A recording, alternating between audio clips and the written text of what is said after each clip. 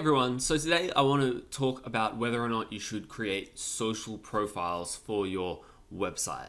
So these are things like creating a Facebook page for your website, creating a YouTube page, Twitter profile, all those things, LinkedIn, and so on and so forth. So should you create these social profiles to surround your website?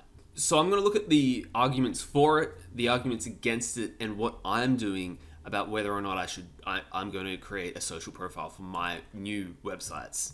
So the question, do I need a social profile? Here are some arguments for it. A lot of people say you should try to make your website look like a real business in the eyes of Google. And one of the ways you can do that is to create social profiles that if you were a real business, you would create. Things like a Facebook page for your business and so on. You could say that it's another avenue to build an audience. Some people still do use Facebook, for example, to create groups. So an example is WP Eagle's mastermind group on Facebook. It's a useful way to engage more with your audience. But people who are building niche sites rather than authority sites tend not to want to create that sort of sense of audience anyway. The third one there is it's a part of doing all the things, and this is Matt Diggity's saying, where he essentially says there's so many different things that people are saying about what helps with websites and what doesn't help with websites. So why not just do as many things as you can, and some of them will help, some of them won't, but if it's not going to hurt, you may as well have a go and do it anyway. So the same goes with Facebook profiles. It's not going to hurt your website to create a social profile, but it may potentially do some good, so why not do it? And then this next one's really resonating with me at the moment. It ensures that your website isn't orphaned from the web. So you can have orphaned pages on your website, and we know that that's bad for SEO. You should be having interlinking between your pages in your website. Well, why is it not the case that your website as a whole could be orphaned from the rest of the internet?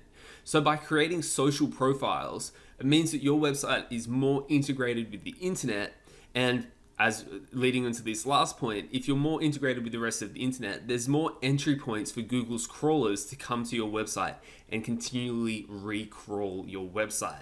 I'll zoom in a little bit on Matt Diggity's argument for a second. I generally agree with most things Matt says. Obviously, I don't agree with everything, but no one agrees with everything someone else says. In SEO, we've all got our own opinions, but his argument, he comes up with this idea of the social fortress, and he says for most real businesses, a website's first links are usually ones from social websites. Once your site is made, a business will usually go out and create Facebook, Twitter, Google Plus profiles, etc. So this social fortress is the first links that you can create around your website. And the really nice thing about that is they're pretty much white hat links. There's no rule against creating social profiles for your websites. I'm sure Google doesn't frown on the fact that you've gone out there and created a Facebook page, and on the Facebook page, you've got a link in the About section back to your website. It's very normal. So it's a good way to create links without doing anything that's outside of Google's guidelines. I should also mention there actually that Matt Diggity's social fortress, he goes further than that, and he does things like sending PBNs to his Facebook profile to sort of funnel and filter PBN links into his main website, things like that. And that's not what I'm talking about here. I'm just talking about creating social profiles and whether or not just creating a social profile is a good thing to do. So arguments against. So I've just said all these things that sound like they're all good things for creating social profiles. Arguments against. First one, biggest one, there's no evidence that having a social profile increases your ranking at all. There is no what they would call a direct SEO benefit, but there may be indirect SEO benefits. One of them that I mentioned is it makes it easier for crawlers to come back to your website, because as the Google's crawlers go out the web, they'll find through Facebook and Twitter and things new entryways to start crawling back into your website. But it might just be a waste of time. There may not be any benefit. We don't have any evidence that there is any benefit. This second point there are many websites that have zero social presence and are still successful. I have one website making several $1,000s a month, has got no social presence whatsoever. So it's obviously not something that you have to do. And then just to close these arguments against, it is a distraction from writing content. It may be an afternoon and it may suck to spend the afternoon creating those social profiles, But it is a waste of an afternoon if you're not getting any social benefit from it. One thing that you can actually do though is you can tell Google through your schema that you have associated social profiles. So you could, once you've created your social profiles, use schema in your header to say it's the same as this Facebook page and this Google Plus page. So Google knows that you've got that social fortress going on. Okay, so let's sum this up with what I'm doing. Let's talk about action that can be taken. One thing that one problem I'm having is having trouble getting Google to take my site seriously and index it properly. I know that there are huge indexing issues in late 2020 that need to be addressed, but maybe I can sort of help Google to come back and recrawl my site by creating more links out there in social profiles, these nice white hat links that show Google, hey, this website isn't just some orphaned website sitting out there on its own. It does have connections to other parts of the internet.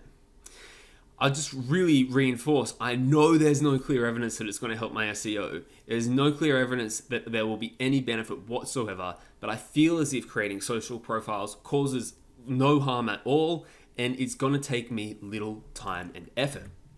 So game plan for both of my websites that are still in the sandbox, I'm going to create a YouTube channel, create a couple of videos, and have links to different pages underneath in the description of the videos. I'm going to create a Facebook profile, Twitter profile, and a LinkedIn profile to create some sort of social presence for my brand.